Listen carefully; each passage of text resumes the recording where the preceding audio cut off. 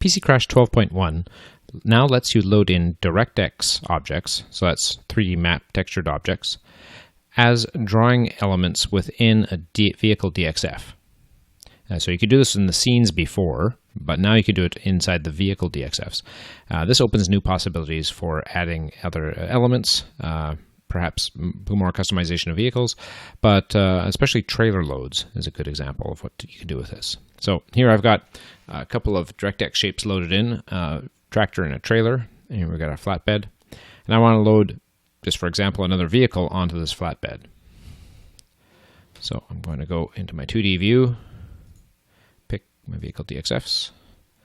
On this A-train here, I'm just going to insert a DXF drawing, edit it. Now I happen to be in side view here. I'm just going to go top view. I have a DirectX BMW picked out. Just going to drag that in.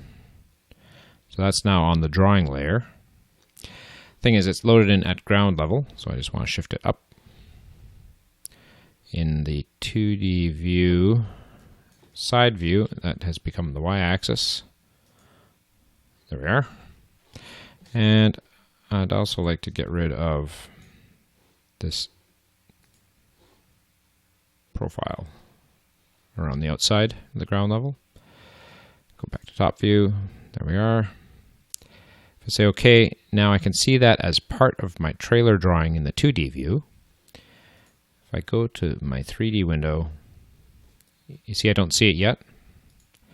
That's because I haven't checked to display that DXF element within the 3D window. So if I check that, then now there's my car. And that is just of a piece with the trailer.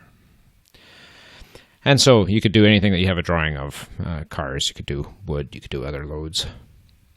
So that's one application of using DirectX objects within Vehicle DXFs in PC Crash 12.1.